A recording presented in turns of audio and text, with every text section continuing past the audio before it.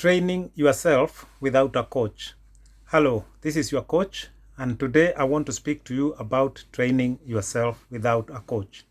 As a player, no matter what position you play, whether you are a goalkeeper, whether you are a defender, whether you are a midfielder, whether you are a striker, it is very important that you have time to yourself and train yourself when you don't have a coach. It is not a must that you have a coach. It's very good having a coach, but sometimes it is not always possible to train all the time with a coach, because one of the things that you want to do as a player, especially if you have not made it professional, and even when you made it, especially our players in Kenya, it is very necessary to get enough trainings per week. And the way you can do that is to make sure you train yourself when you are not with a coach. Yeah, you can only improve by training yourself regularly and by training with the coach whenever the coach is available. But for example, like now, during COVID time, don't just stay around and say you cannot train because you don't have a coach. It does not matter which level you are. It does not matter where you start. What matters is where you want to go. Whether you are at the grassroots, whether you are 10-year-old, 13-year-old, 25-year-old, 20 years old, don't worry.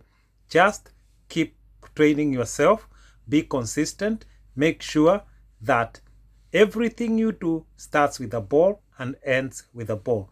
This is another area that I want to talk about, because sometimes, especially like a place in Kenya where football education is very low, people will go out running for a very long time, saying that they're improving their physiques. Sometimes people will go and spend time doing gym and thinking that they're improving their physique. This is something I have even seen in some of Kenyan professional football clubs, where I have seen players lifting weights and gym 3 days a week. This is not necessary for players. It is good to do a bit of gym work and that to get a little bit of physique. But most important, especially when coaches talk about physique, it is about movement, because tell me, if you're training a 10-year-old boy or a 12-year-old boy, you still train them in this area of physique. But does that mean you take them to the gym to lift weight? No. Physique is physical. Physical area of football is about movement.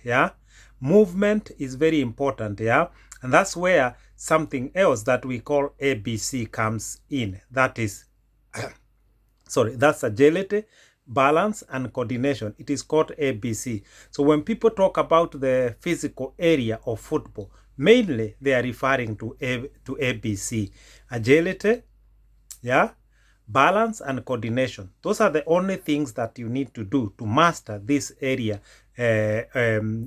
physical area corner of football.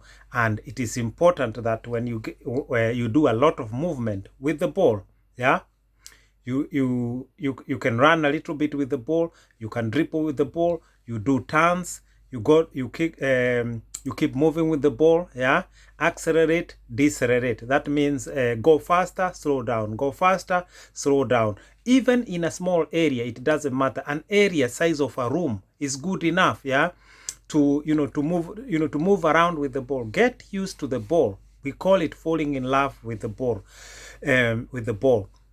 Modern football is about what you can do with the ball, and that's why we say that everything you do as a football player, it begins with the ball, it ends with the ball. So please train yourself, build relation with the ball, all the time. Get used to the ball, and that is very critical. Now, passing and receiving is a very important area for a football player.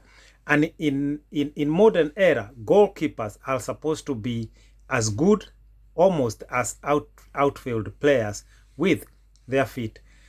This area of passing and receiving is so important for a football player. It is basic. If you cannot receive and you cannot pass, you cannot play football. And when I talk of passing and receiving is not just about simple passing and receiving. I'm talking about mastering receiving, mastering passing. Because you can often see players, yeah, when they receive a pass, sometimes the ball bounces away from the feet and is taken by by an opponent. That means you have not mastered your receiving. And the way to do that, for example, if you don't have a teammate that you can pass to each other, yeah, do 1 touch, 2 touch, 3 touch, getting used to this area. If you don't have that, please use a wall. A wall is a very good way of training yourself passing and receiving, because when you bounce the ball to the wall, it returns to you very quickly, and you have to adjust your reaction and how you receive the ball. But please, you cannot pass the ball enough. Please, you cannot receive the ball enough. Passing and receiving, make 300 passes, 200 passes a day. If you can't manage that, do 100 passes a day, yeah, 50 and 50. Yeah, progress it to 100 pass, 100 pass in the evening, 100 pass, in the morning section. This area, passing and receiving, forms the basis of modern football, and then you carry on progressing. But my dear brothers and sisters, like I said, it doesn't matter which stage you are: professional football, semi-professional football, amateur football, local league. Just continue doing what you're doing, continue training yourself, and use the ball most of the time.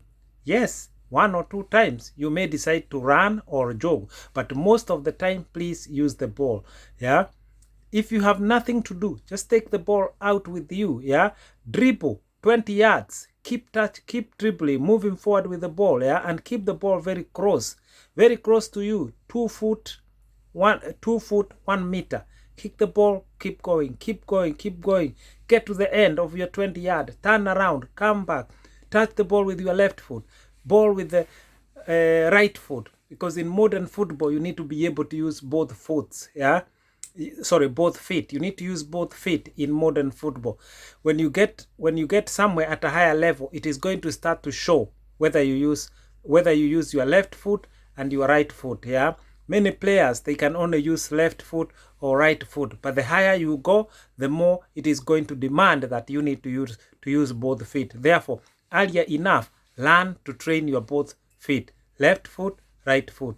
Left foot, right foot. If you're doing 50 passes with your right foot, repeat again 50 passes with your left foot. Everything you do with your right foot, try and do it with your left foot to adapt, so that both feet can do the same thing. Sometimes you will always have one foot that can do better than the other one, but at least getting used to train your left foot is going to help you a lot and a lot.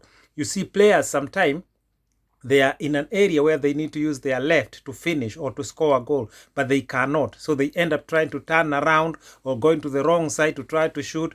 And that is not good for modern football. It's not good for when you get to a certain level. You need to be able to shoot with your left, to shoot with your right, and whatever the circumstances, you can take it on. So for today, I wanted to give a small advice about training without a coach. Don't always expect or wait for a coach.